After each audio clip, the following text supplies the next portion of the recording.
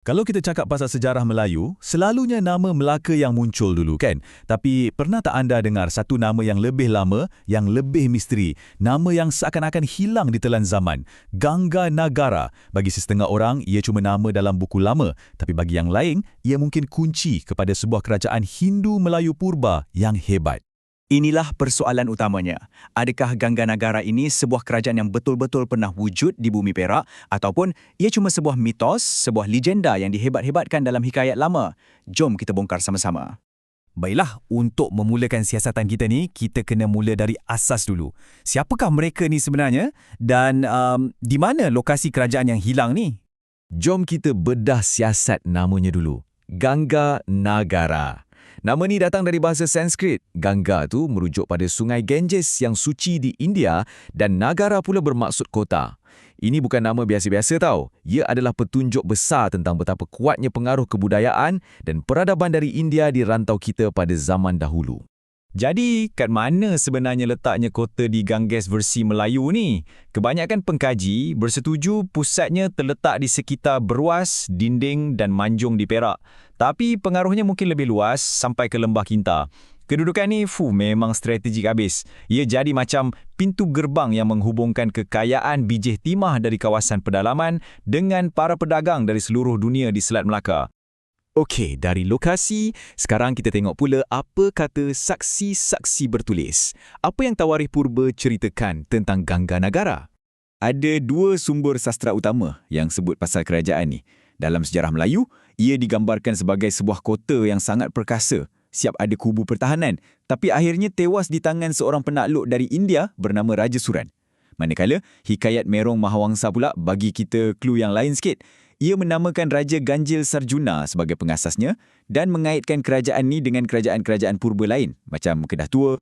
Dan bukan setakat itu je, nama ni muncul lagi kat tempat lain macam dalam hikayat Syamsul Baharin. Para sejarawan dari zaman kolonial sampailah sekarang sentiasa cuba padankan cerita-cerita lama ni dengan bukti fizikal yang ada. Jadi jelaslah kan nama Gangga Nagara ni bukan ciptaan sebarangan. Ia sentiasa disebut-sebut dalam tradisi kita.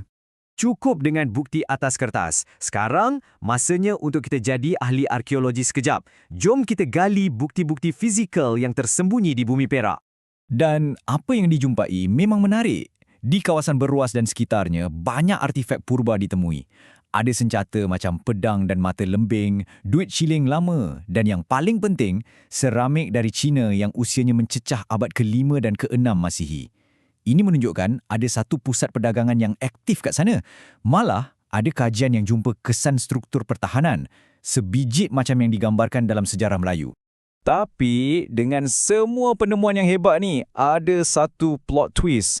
Ada satu kepingan puzzle yang sangat penting, tapi masih belum dijumpai. Inilah dia. Sampai ke hari ini tak ada satu pun batu bersurat atau sebarang inskripsi purba yang ada ukiran jelas nama Gangga Nagara pernah ditemui di Perak. Maksudnya apa? Maksudnya semua kaitan antara artifak-artifak hebat tadi dengan nama Gangga Nagara masih lagi satu tafsiran, satu teori yang kukuh tapi masih belum 100% pasti.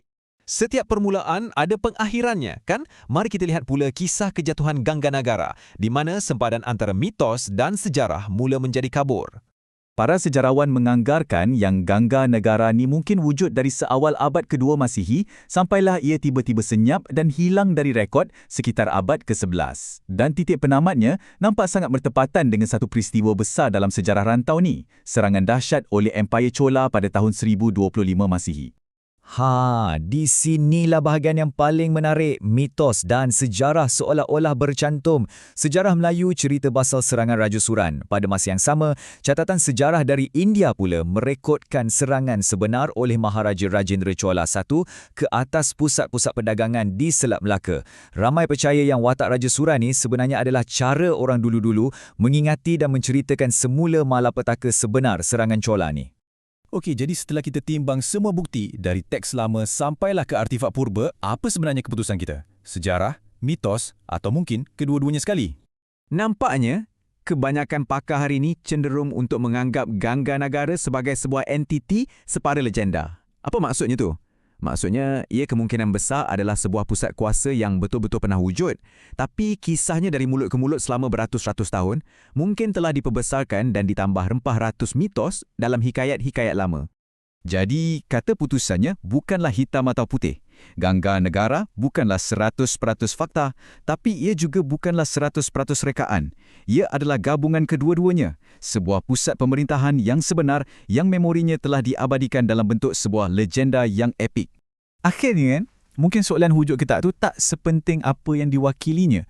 Ganggar Negara ni macam satu peringatan penting untuk kita semua. Ia adalah simbol yang menunjukkan bahawa sejarah tamadun di tanah air kita tidak bermula dengan Kesultanan Melaka. Jauh-jauh sebelum itu sudah ada kerajaan, kota dan peradaban yang hebat di sini.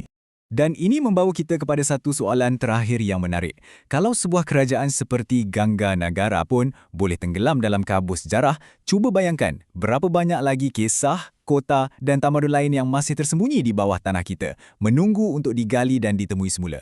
Sejarah kita mungkin jauh lebih kaya daripada apa yang kita sangkakan.